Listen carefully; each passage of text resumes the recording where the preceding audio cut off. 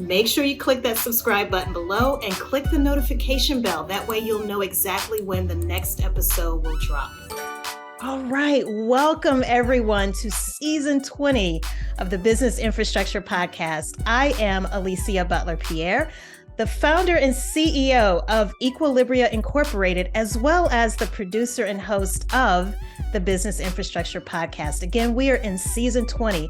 We're focusing on SBDCs.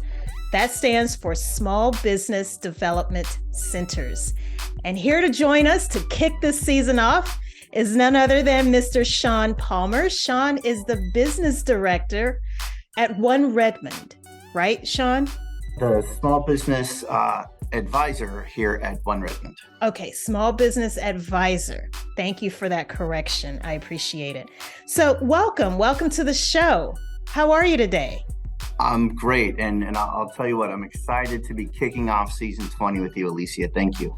Thank you. Thank you for agreeing to do this interview, Shawn. And for those of you who might be watching or listening to this right now, if you're not based in the United States, Shawn, could you please first explain what the heck is an SBDC? For those who, and there are a lot of people I'm finding also here in the States who've never heard of the SBDC. So please, let's start with answering that question first. Well, we are the best kept secret in small business. We are a resource partner of the Small Business Administration, who in large part funds us to provide confidential, one-on-one, no-cost small business advising to help entrepreneurs and established businesses through the fun challenges of startup growth, resilience, and ultimately transition. Awesome. And there's over 1,000 of these SBDCs, correct, across America? Each state has one. Some of the larger states like California and Texas will have more than one. And within each SBDC are satellite offices, each staffed with talented and committed advisors, eager and ready to help small businesses throughout the country. And one more thing I think that's worth mentioning, Shawn, is the cost of these services. Oftentimes it's free, correct, for entrepreneurs, or if not free, offered at a very low cost. Specific to the SBDC, there's no financial cost. The non-financial cost that I share is your commitment. You come ready to go, given 100%, I will more than happily meet you halfway and give you my best and my 100% as well, as will all of the other advisors in our network and throughout the country. So with the SBDC, I know you're in the state of Washington, in the Pacific Northwest. Yes, ma'am. So OneRedmond, is that the name of the SBDC that you are associated with, or is that something completely different? So the Washington Small Business Development Center actually has a couple of small subcontract recipients. So here at OneRedmond in Redmond, Washington, just east of Seattle, we are both or not both, but we are all of the Community Foundation, the Chamber of Commerce, and the Economic Development Agency for the city, where I serve most of East King County. Wow. And what specifically are you doing in your role as small business advisor? I do a little bit of everything, but the value of being in a talented network is that everybody's got their own subject matter expertise. As I like to explain, I'm bilingual. I speak both English and math. And so a lot of my expertise rests in that business math, not accounting. That is outside of my lane. But when it comes to cost benefit analysis, and especially like pricing strategies, that's really where my expertise lies.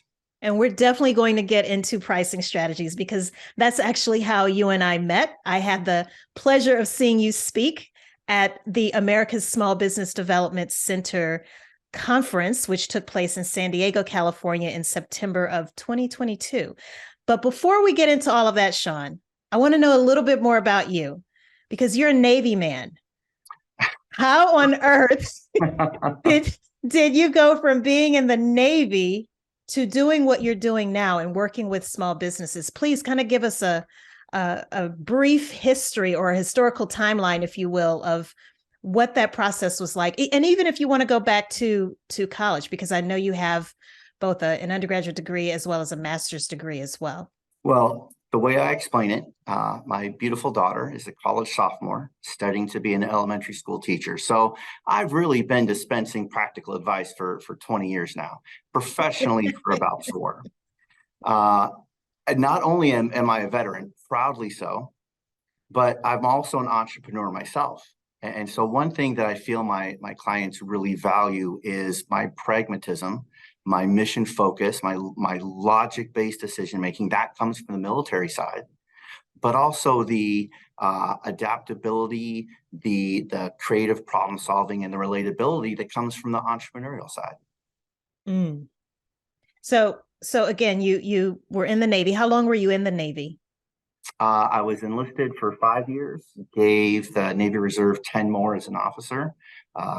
And if you speak to a veteran, almost every single one will tell you that the greatest part about what we do outside of the actual service to our nation is the people that we're involved with. And that absolutely stands up with me. I miss every person I've ever served with. But this new, fun, exciting challenge of working with entrepreneurs takes me back to my military roots a little bit, and every day is a little bit different. Every entrepreneur, every business has a slightly different issue, a slightly different way of tackling things and how they might solve it.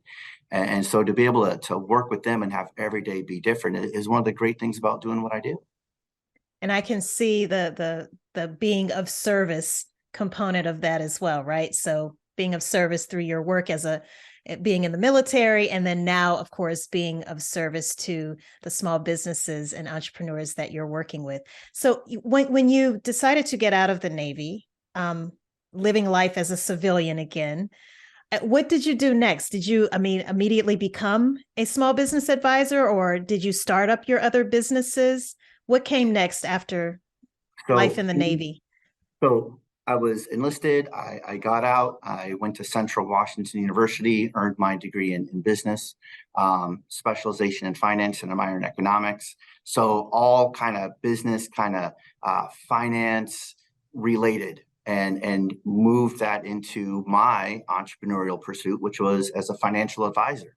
I ran my boutique financial advising firm for the better part of 16 years and parlayed that customer service experience and my own entrepreneurial experience and into first becoming a business advisor with another SBA resource partner, the Veteran Business Outreach Center, working specifically with veteran and military connected businesses and aspiring entrepreneurs, and being able to share, hey, here's what I did right, follow this blueprint.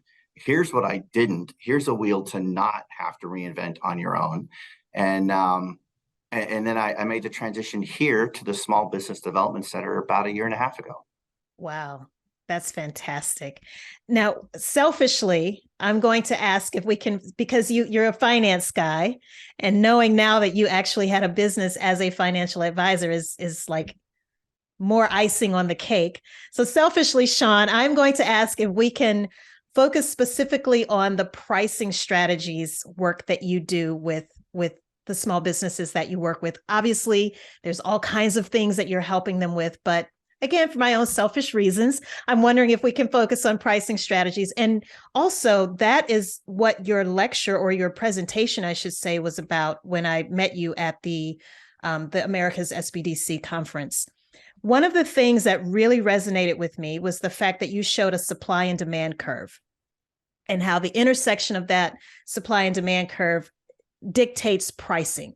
Can you talk about that a little bit? I know it's challenging to talk about it purely in an audio format without having the benefit of drawing the curves and really explaining what it looks like and how it works. But can you, to the best of your ability, just describe what a supply and demand curve actually is and how pricing shows the intersection of those supply and demand curves? Absolutely. To the best of my ability, for those of you who are just listening, the supply and demand curve are two intersecting diagonal lines on an XY axis, where for a given level of demand, to lower the price means you increase the demand. Think of going to your favorite coffee kiosk and how much busier they would be if they dropped their price in half. A price drop results in a corresponding increase in demand, where the inverse for supply, to raise the price, would then, of course, lower demand, but on the supply curve, the same amount supplied at a given price, where it intersects the demand curve, is what we call equilibrium. And that's kind of your revenue box, because you've got quantity and price on your XY axes. And so multiplying quantity and price gives you your total revenue. What it doesn't account for is profit, because all we have is how many we're going to sell at a stated price. What it doesn't account for is how much it costs the entrepreneur to produce that. So you've got your revenue box. Now, how to change the size of your revenue box is to sell more. But I share the supply and demand curve to illustrate that we can't sell 2,000 units of whatever, raise our price, and expect to sell the exact same number of units, whatever it is that we're doing. If we're selling coffee or hours of landscaping service, if we raise our price, demand is going to diminish. Now, there's a way to increase profit, and again, it really helps with the graph and to see it visually, but you can increase profit by raising price, lowering your demand. That is, you sell fewer units, but at a higher price and at a lower cost, therefore profit increases. Now, the tricky thing about supply and demand curves is they're not even. There's not a, up one, down one, over one sort of, very equal movement as you move across price and quantity. So think of your favorite Italian sports car manufacturer. Very vertical demand curve. That is, they can keep raising their price. Spoiler, they have. They can keep raising their price, and demand really doesn't wane because they are a very luxury good. Now, conversely, think about your favorite big box or discount retailer, and they can lower their price by a little bit in their competitive market. And because they're working with consumer or staple goods, by lowering the price a little bit and beating their competition, they will actually bring a lot more people over to their supply curve, increasing demand. So they will sell more quantity at a slightly lower price, and they will increase their revenue that way. And again, spoiler, we've seen some of these big discount retailer, these national chains, do exactly that. That's why their prices are as low as they have. It's a market-based equilibrium where they are selling as many items as they can, as great a quantity as they can, at the lowest price they can, to capture the greatest audience and capture the greatest revenue. And I would imagine, Shawn, that one of the things that you coach the businesses that you're working with is on understanding what is the best pricing strategy for them to adopt, whether they're selling products or services. So I still have my notes here. I don't know if you can see this from I see your X and Y axis. From your presentation. And so I'm just going to read. I took several pages of notes, actually. So one of the things that I made it a point to document were the 5 pricing models that you shared during your presentation. The first one, and I'm hoping if you wouldn't mind to give like a brief description of each as I read them off, as well as, if it's possible, an example. That way those who are watching or listening right now will have some sense of what's meant by each of these pricing models. So the first one is per unit, and I have here in parentheses a la carte. What does that mean? So quite literally off the menu. If you want to buy one of something, it's going to cost you whatever the price is, X number of dollars and cents. If you buy 2, you just multiply that price times 2. You're buying them quantity at a time, price per quantity. And really a la carte, a lot of businesses think that they're limited to this pricing strategy. And the example I like to give is your favorite family Mexican restaurant. You go in at dinner and they've got 33 dinner entrees.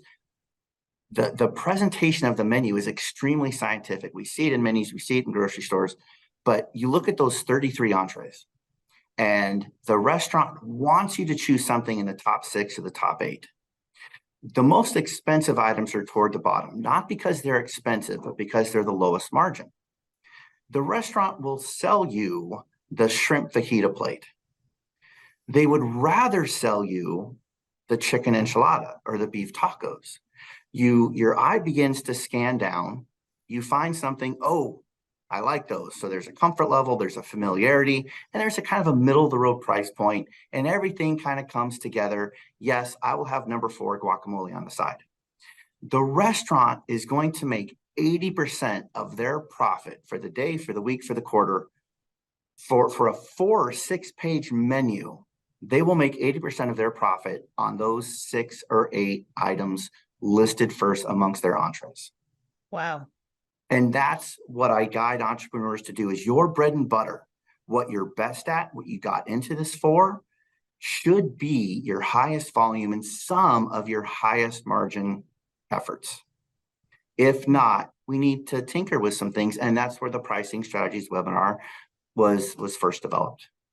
Wow. And we definitely want to make sure we plug that, Shawn, before this interview ends. So pricing model number 2, component. And I have here as an example, again, in parentheses, college tuition. So what is the component pricing model?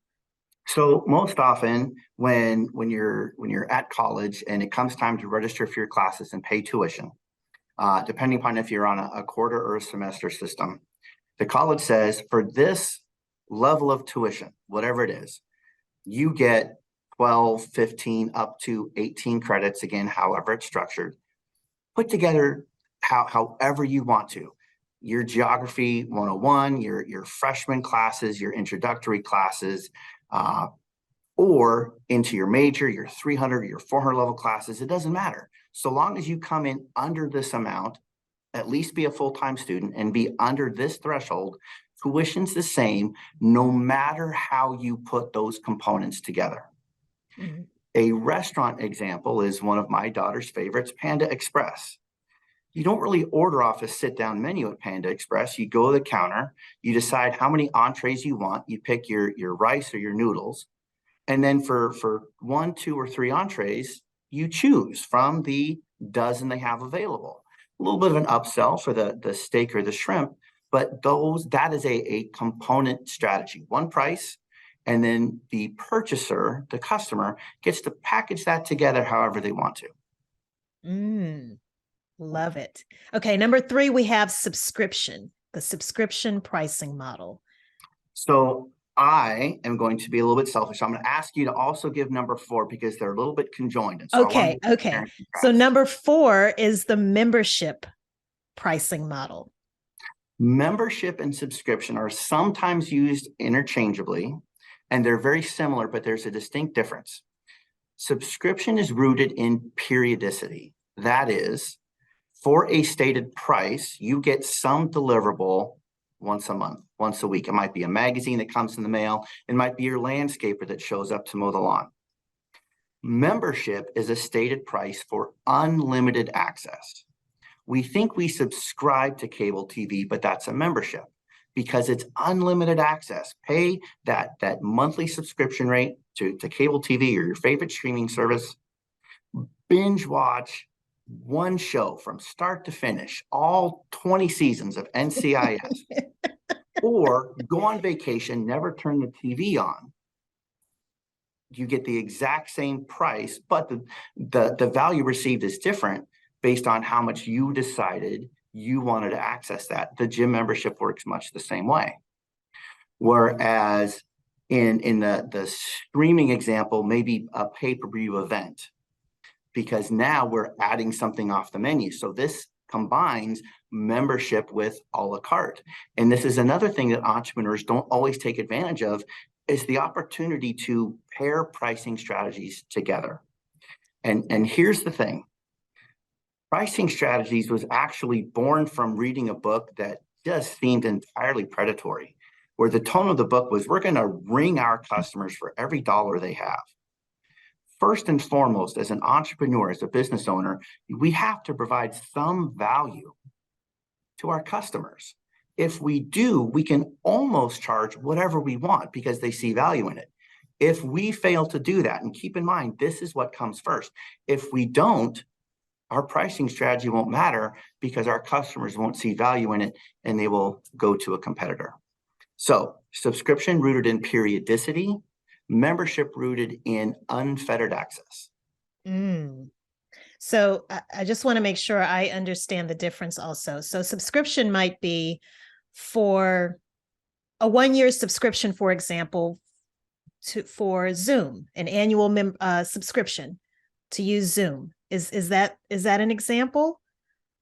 Or and then Netflix, like Netflix would be an actual membership, even though they say it's a subscription, but it's a membership because you can stream unlimited. And here's where I appreciate the question so much, Alicia, but here's where the crossover gets a little bit confusing, because some things are called subscriptions when they're not. You can use Zoom as much as you want to for that annual fee. That makes it a membership. Got it. Okay, got it. The periodicity of deliverables might be the magazine, the Jelly of the Month Club, one of those surprise gift box subscriptions, but it's based in a deliverable per unit of time versus access it anytime you want, your 24-hour gym or your 24-hour availability to Netflix. Okay, understood. So if I get a subscription to the Harvard Business Review, it's only coming once a month and that's it. Yep. Okay. Got it. Okay. And then finally, the fifth pricing model is the block pricing model. So a block pricing model incorporates a little bit of bidding. So perhaps a caterer will do this. As a public speaker, this is the pricing model that I employ. If someone wants me to come and give their morning keynote at their conference or their luncheon or their whatever, somewhere here in Western Washington, with our geography and our traffic, I'll bet you anything that once I deliver that, I can't get anywhere else where I happen to get something scheduled for the afternoon on the same day. So rather than charge just for the time that I'm there, I charge for the entire day. Now, let's harken back to what I said about how entrepreneurs have to deliver value. This is not me overcharging or making sure I get mine. This is putting myself on the same side of the table as who's hiring me so I can deliver maximum value. So if I say, I'm going to charge you for the entire day, even though I'm only there for an hour and 15 minutes, they are now motivated to be like, well, shoot, as long as you're going to be here for the day, will you also moderate our lunchtime roundtable? And would you lead 2 afternoon workshops if it's going to be the same price? To which I say, absolutely. Because now my benefit is, as a public speaker, everything I do, I'm auditioning for the next 12 things, the next speaking engagement, the next event or organizer who might want to hire me. So the more I can do in a single day, this benefits me. I've also provided more value to the customer. That is awesome. So that definitely sounds like something that more consultants and to your point, speakers should employ, is that block pricing model. Now, I would be remiss if we did not start talking about pricing strategies from a business infrastructure perspective, because this is the Business Infrastructure Show. And so if you are watching or listening to this for the first time, business infrastructure is a system for linking your people, your processes, and your tools and technologies so that you can not only grow your business, but scale it in a profitable, repeatable, and sustainable way.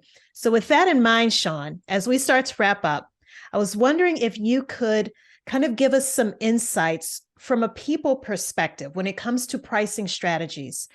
Who are the types of people that, in general, small businesses should try to seek out? Would it be a fractional CFO? Would it be someone like yourself, obviously, a pricing expert? Who would we go to, or where would we turn to try to figure this out? Wow, can open worm all over. Well, one of my most two popular answers to small business questions is it depends. And so here's what it might depend on. I think it might Okay. depend on the type of business. I think it might depend on the entrepreneur's familiarity with their own finances. I think it might depend on the skill set and the knowledge base that's already there. And whatever isn't, bring that person or bring that knowledge base in. When it comes to people, and this is huge, and I'm so glad you asked this. So often we talk about, customer service, and every real estate agent who's ever walked the earth with a license has said, I give the best customer service. And when I am working with my entrepreneurial clients, I focus on the customer. Whatever it is that you're doing, get outside the mindset of a consumer and get into the mindset of an entrepreneur providing for other consumers. And that is a really big gap to bridge for many. And so we spend time focusing on not what would you do, not what is your knee-jerk reaction, or what is your answer, or what is your desire, or what is your limit. What about your customer? And once we've done that at the strategic level, now that we are operating our business, that we are at the tactical level, it's all about your employees. Because I promise you, find a small business who provides great customer service, who hasn't first provided great employee service. Mm. Well said. Well said. So, so I know you said it depends on the type of business, but I would imagine that some of the types of people to be on the lookout for are those pricing experts, again, fractional CFOs, maybe. Well, you mentioned fractional roles or fractional titles, and I think that can be extremely advantageous when you are trying to scale. Okay. We don't scale in little increments. We don't knock down a wall of our warehouse to add 10 more feet. We get into another lease or we build something, and now we've got twice the capacity that we now have to grow into. You hire a CFO, you hire an HR specialist. They're going to be bored for a little bit. You have to let them grow into that capacity. Mm. So I think a fractional role for a lot of businesses, small, medium, or large, maybe less the large, but I think it can be wholly advantageous to get that level of expertise without having to buy the entire thing. Great. Well, thank you. Thank you for I guess kind of affirming that, because that's again, it's pricing has always personally been my Achilles heel. So that's why I gravitated to you and your presentation so much when I first met you. Now, from a process perspective, again, speaking in generalities, in general, what's the process that you would typically take one of your clients that you're working with in terms of trying to help them figure out the best pricing strategy? I think it has a lot to do with knowing your customers. I think it has a lot to do with knowing what it is that you're providing. Are you that Walmart where you're providing staple goods on a horizontal demand curve? Or are you Ferrari providing a luxury item on a very vertical demand curve? So knowing what it is that you do and who you do it for, I think first and foremost, we keep coming back to that connection. And it's a challenge, Alicia. It is. It's a challenge for people who are in business to tweak their pricing, to maximize not just the revenue, because we don't pay rent on revenue. We pay it on profit.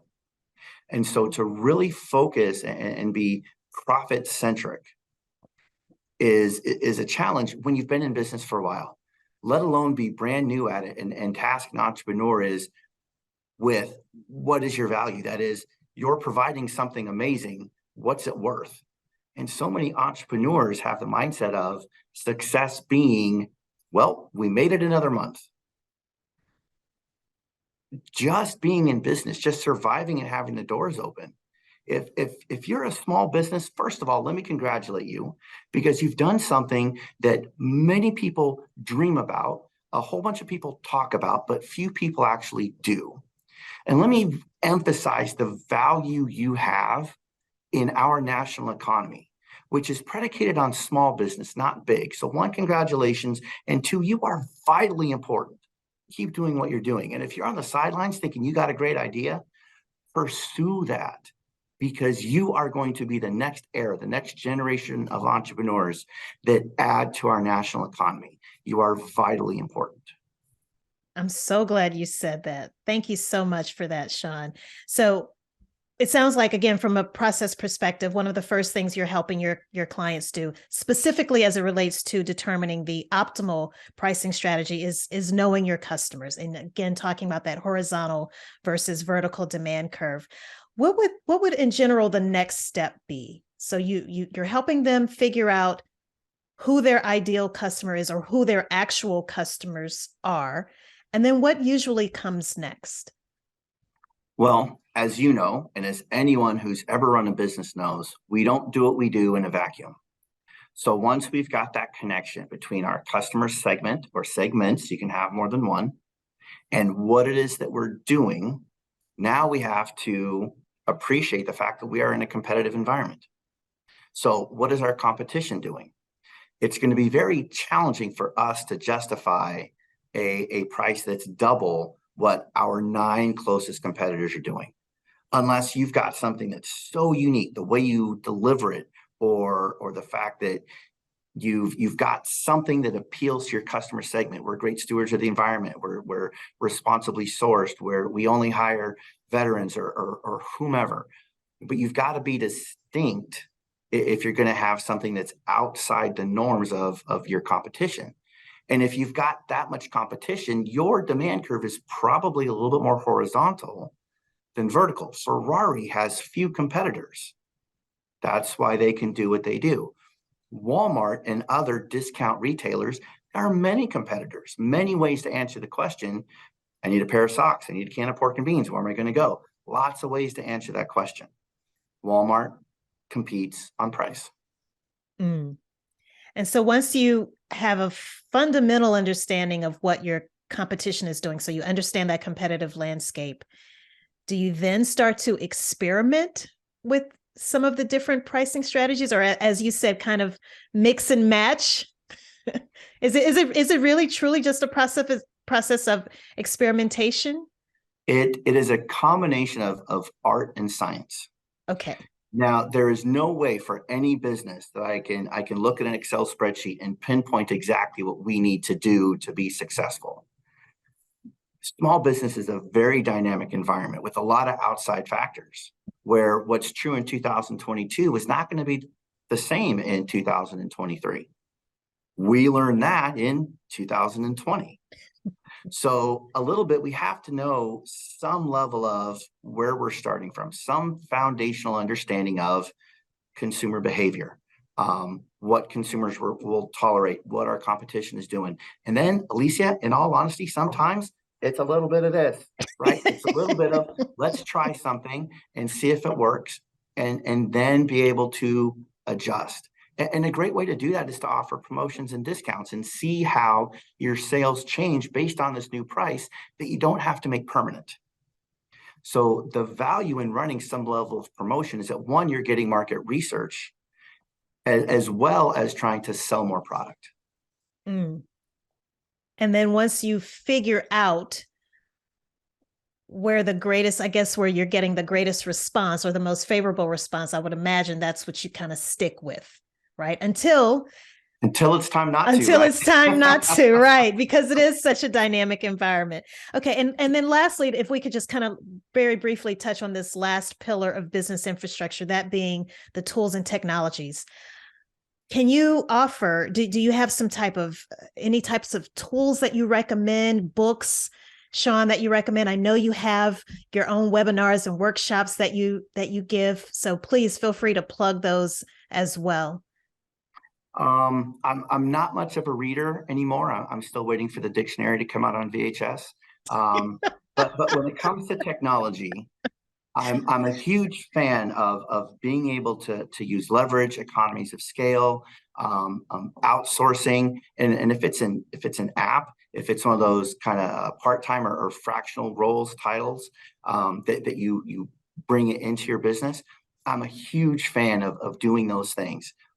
Far too often, especially when there's change. We need to do something different. We need to pivot. It's time to grow. What a fun challenge that is. And an entrepreneur will spend way too much time in their business rather than on their business. Even Elon Musk, the tinkerer that he is, finds ways to still manage from that 30,000 foot level. Otherwise, with everything that he's been successful at, and you can define success however you want to, he would get mired in the day-to-day. He still sees things in a big picture perspective. And I advocate that entrepreneurs keep that perspective. We manage the tree, not the fruit on the tree. I like that. I like that I got a a couple of lot. good ones. Come on. Oh, okay. Keep them coming. Keep them coming. Don't stop now. Okay. Well, I know, unfortunately, we have to start wrapping up here, but do you have any parting words of advice for someone who's watching this right now or listening to this? I do. And I so appreciate kind of the open forum here. As a member of the military, as in volunteerism, and certainly in the business world, I have been a part of, I have led, I have trained some very top performing teams. If you have a business idea, sometimes the world has been most affected by someone who forgoes work by committee and goes it alone. And if you believe in what you're doing and the first 1 or 2 or 12 people you talk to don't, stick with it. If you get to 12, maybe seek some outside help. But if you believe in what you're doing, don't be dissuaded by somebody who just doesn't understand your concept, your model, your idea. Stick with what your ambitions are. I love that. And thank you so much for saying that. I just read a post on LinkedIn in that same spirit. As about a person who was pitching to the sharks on Shark Tank and was publicly humiliated, but just kept going. So thank you so much for sharing that, Shawn. I really appreciate it. Now, I have to ask this because I'm sure people who are watching and listening to this right now are probably wondering the same thing. Do you only work with businesses in the state of Washington, or do you have that ability to work with anyone across America? Unfortunately, I don't. And you know as well as I, because we met at the national conference. I know. Every state's SBDC has got skilled, talented, dedicated advisors ready and willing to help. Wherever you are in the U.S. states or its territories, there is help available. My expertise has to be in Washington for a couple reasons. One is just the differences in how states run things. I would not give the same checklist or list of resources to someone in Vermont or Texas that I do here in the great state of Washington. And Washington resources, we keep that in house. I have to work with Washington entrepreneurs, but I leverage my time by doing things like this, by being invited onto your podcast, by doing presentations with chambers of commerce throughout the country, and I'm able to kind of leverage that knowledge base that way. Unfortunately, not one-on-one. Okay. Well, how can people get in touch with you? What's the best way if they want to just kind of follow you and keep up with what you're doing? And if you happen to do some type of a remote presentation at one of these chambers of commerce, if they could possibly even register, how can they get in touch with you, Shawn, to find out what you're up to? I would say email or LinkedIn is probably the best. And do you want me to give those handles, or are you going to post that? We will definitely post it, but if you could just say how to spell your name on LinkedIn, because I always encourage people not to tell their email addresses. Okay. Because you will get spammed. We don't want that to happen. So LinkedIn is a safer way for people, I think, to try to find you. All right, fair enough. So I'm Shawn, the cool way, SHAWN, and the last name is Palmer, just like it sounds, PALMER. I told you, I got it. And like I said, keep them coming. Well, Shawn, thank you so much. I so appreciate you taking time out of your very busy schedule to speak with me and impart your words of wisdom as it relates to pricing strategies. Thank you so much. Too much credit. I appreciate you, Alicia, for the invitation to join me today. Thank you. Be sure to click the link in the description box below. Don't forget to subscribe to our channel and click that notification bell so that you'll know when our next episode drops. Until then, keep operating smoothly.